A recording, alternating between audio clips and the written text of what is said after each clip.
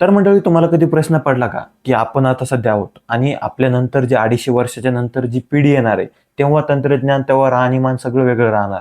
पण त्यांना आपलं राहणीमान कसं कळन, आपलं तंत्रज्ञान कसं कळन? तर त्यासाठी आता अमेरिकेनं काय केलं, त्यांच्या 250 वर्ष स्वातंत्र्य दिनानिमित्त त्यांनी काय केलं, एक कॅप्सूल तयार केली. त्या कॅप्सूलमध्ये भरपूर माहिती टाकली.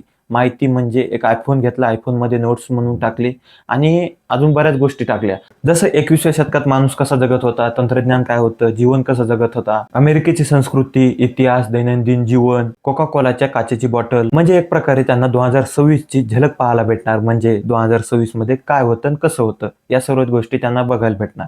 आता या सर्व गोष्टी कशात ठेवल्या, 400 किलोच्या एका टाइम कॅप्सूलमध्ये, म्हणजेच एक स्टेनलेस स्टीलचं एक सिलेंडर घेतलं आणि त्यामध्ये या सर्व गोष्टी टाकल्यात. आता माहिती डीएनएच्या स्वरूपात टाकलेली आहे. आता हा सिलेंडर जमिनीच्या खाली 10 फूट अंतरावर पुरून ठेवलेला आहे. आता तुम्ही मला सांगा, ही कॅप्सूल आपली कोणती पिढी बघणार? म्हणजे मुलाच्या मुलाचे मुलं का अजून कोण?